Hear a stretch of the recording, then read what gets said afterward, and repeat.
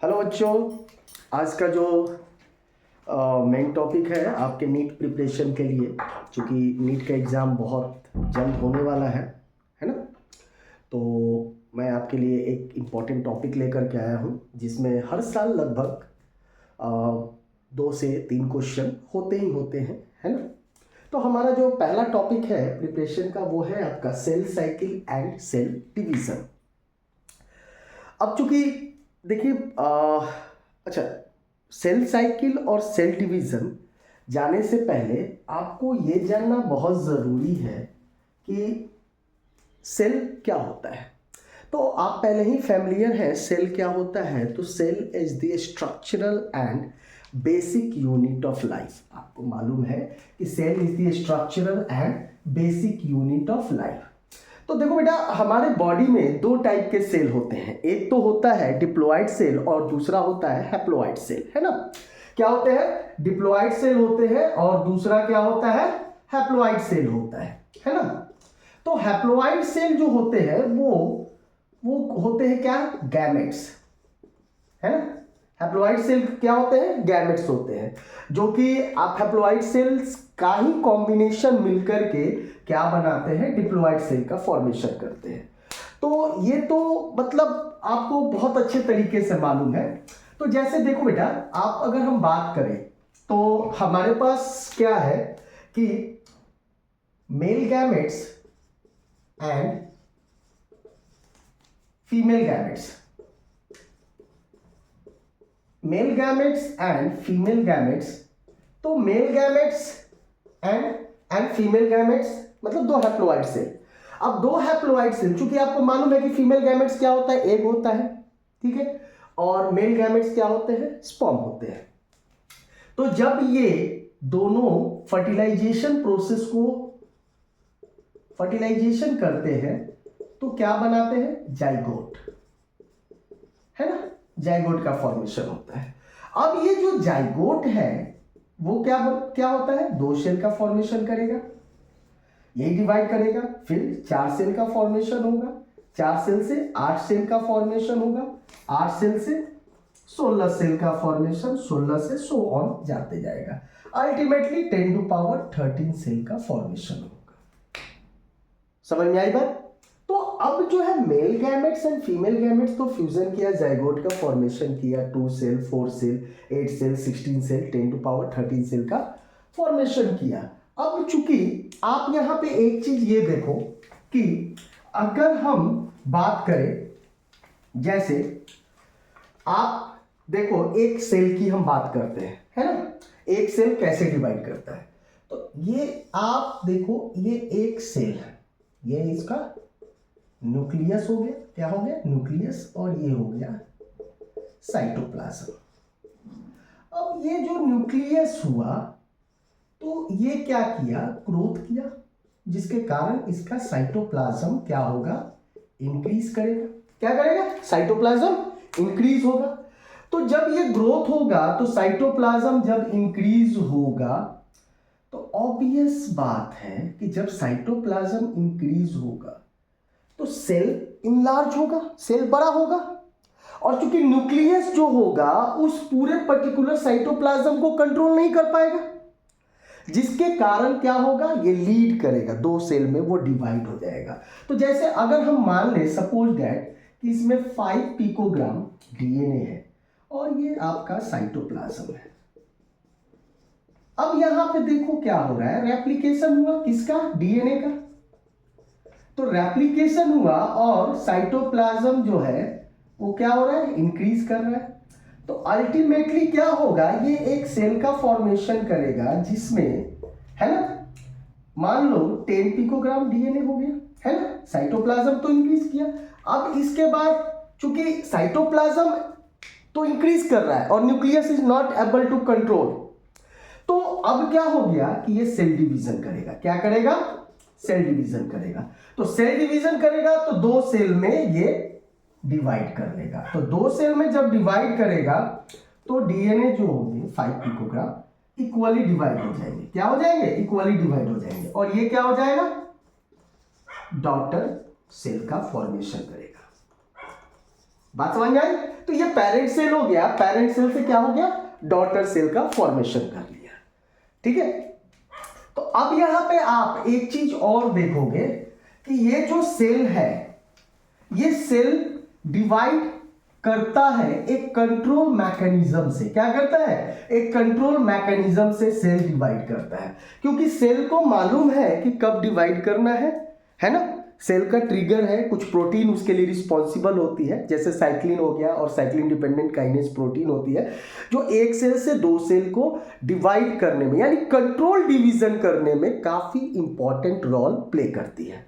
अब देखो, अब हम बात करते हैं सेल साइकिल की। तो सेल साइकिल, यानी आप सेल साइकिल किसको कहेंगे, यानी आप सेल साइकिल कहेंगे complete life cycle of cell. किसको कहेंगे, complete life cycle of cell, that is known as a cell cycle, है ना। अब ये जो complete life cycle of cell है, ये वेरी करता है, ठीक है ना। सेल टू सेल वेरी करेगा, क्या करेगा, क्या करेगा, सेल टू सेल वेरी करेगा, सेल टू सेल इसका लाइफ साइकिल वेरिएबल होगा। दूसरा पॉइंट क्या है, दूसरा पॉइंट क्या है, ऑर्गेनिज्म टू ऑर्गेनिज्म वेरी करेगा, है ना। यानी एक सेल का ऐसा नहीं है कि जो उसका लाइफ साइकिल है वो सिमिलर रहेगा, ये वेरिएबल है। अब कोई पूछे कि सेल साइकिल क्या होता है, तो आप सिंपल सा एक्सप्लेनेशन कर सकते हो कि complete life cycle of cell is known as a cell cycle. But क्या ये सेल साइकिल जो है हर सेल के लिए बराबर होता है, नहीं बेटा, बिल्कुल नहीं बराबर होता है। ये और सेल टू सेल ही वेरी करेगा, और ऑर्गेनिज्म टू ऑर्गेनिज्म भी वेरी करेगा। अब जैसे आप एग्जांपल देते हो, मैं एग्जांपल आपको देता हूं। जैसे अगर हम बात करें एग्जांपल की, तो एक टिपिकल यूकैरियोटिक सेल, क्या है, एक टिपिकल यूकैरियोटिक सेल। आप एग्जांपल ले सकते हैं, हम एग्जांपल लेते हैं ह्यूमन सेल का। किसका लेते हैं, ह्यूमन सेल का, जो कि कितना टाइम लगाता है, 24 आवर। कितना टाइम लगाता है, 24 आवर। अब अगर हम बात करें एक दूसरा एग्जांपल ईस्ट की लेते हैं, ठीक है। ईस्ट इज अ फंगस, ये भी यूकैरियोटिक सेल है, लेकिन ये यूनिसेलुलर है ना। तो ईस्ट का अगर हम एग्जांपल लेते हैं, तो ईस्ट जो है वो 90 मिनट लेता है। और अगर हम प्रोकैरियोटिक सेल की बात करें, यानी बैक्टीरिया की बात करें, ठीक है, तो बैक्टीरिया की अगर हम बात करें तो ये 20 मिनट्स लेता है। तो आप यहां पे देख सकते हैं ऑर्गेनिज्म टू ऑर्गेनिज्म भी वेरी कर रहा है ना। क्या कर रहा है, ऑर्गेनिज्म टू ऑर्गेनिज्म भी वेरी कर रहा है, और सेल टू सेल भी वेरी कर रहा है। दोनों तो यूकैरियोटिक सेल ही है, लेकिन आप यहां पे देखो, एक यूनिसेलुलर है, एक मल्टीसेलुलर है। यानी कॉम्प्लेक्सिटी ऑफ सेल जैसे जैसे इंक्रीज करेगा, उसका डिवीजन ऑफ सेल साइकिल जो होगा वो काफी मतलब वेरिएबल होंगे। समझ में आई बात। अब देखो, अब अगर हम बात करते हैं सेल साइकिल के टाइप की, तो आप यहां पे देखो, सेल साइकिल की अगर हम टाइप की बात करें, तो दो टाइप के सेल साइकिल होते हैं। क्या होते हैं, दो टाइप के सेल साइकिल, ध्यान देना, ठीक है। सेल साइकिल की अगर हम बात करें, ठीक है, तो दो टाइप के होते हैं। एक होता है बेटा आपका, एक क्या होता है, इंटरफेस, ठीक है, और दूसरा क्या होता है बेटा, एम फेज, जिसको हम माइटोटिक फेज बोलते हैं, है ना, जिसको हम क्या बोलते हैं, माइटोटिक फेज बोलते हैं। अब देखो, इंटरफेज को आप पढ़ोगे कि इसको हम रेस्टिंग फेज बोलते हैं। क्या बोलते हैं, रेस्टिंग फेज। अरे भाई, रेस्टिंग फेज इसको बोलते हैं, लेकिन एक दूसरा चीज है, दूसरा चीज है कि ये मोस्ट एक्टिव फेज भी इसको बोलते हैं। भाई, मोस्ट एक्टिव फेज है तो फिर इसको रेस्टिंग फेज क्यों बोलते हैं? इसको रेस्टिंग फेज इसीलिए बोलते हैं कि मेटाबॉलिक जो इसमें रिएक्शन होते हैं, यानी मेटाबॉलिक जो पाथवे होता है वो सिंपल माइक्रोस्कोप के अंदर ऑब्जर्व नहीं होता, बहुत तेजी के साथ होता है, जिसके कारण कुछ साइंटिस्टों ने इसको क्या कंसीडर कर दिया, रेस्टिंग फेज कंसीडर कर दिया। समझ में आई बात? जबकि ये क्या होता है, most active phase of cell cycle होते हैं। क्या होते हैं? Most active phase of cell cycle. Actual में इंटरफेज में क्या होता है कि सेल डिवीजन की जो प्रिपरेशन होता है, यानी जो तैयारी होती है, जैसे आप, है ना, सेल डिवीजन की जो प्रिपरेशन होती है, यानी जैसे आप नीट की तैयारी कर रहे हैं, है ना, अभी तैयारी कर रहे हैं, समझ में आई बात? तो उसी तरह सेल डिवीजन का जो प्रिपरेशन होता है वो कहाँ होता है, इंटरफेज में होता है। और इसी इंटरफेज को हम क्या बोलते हैं, इसी इंटरफेज को हम बोलते हैं middle phase of cell cycle. क्या बोलते हैं? Middle phase of cell cycle. क्या बोलते हैं? Middle phase of cell cycle. ध्यान देना, यानी आप अगर बात करोगे तो एक interphase leads to M phase, then again interphase, then M phase. यानी आप कह सकते हैं दो सक्सेसिव एम फेज के बीच में, यानी दो डिवीजन के फेज के बीच में एक इंटरफेज होता है। दैट्स व्हाई यहां पे इसको हमने क्या कंसीडर किया, middle phase of cell cycle. समझ में आई बात? अब देखो, ये तो हो गई इंटरफेज की बात। अब हम बात करते हैं एम फेज की बात। क्या बात करते हैं? एम फेज की बात।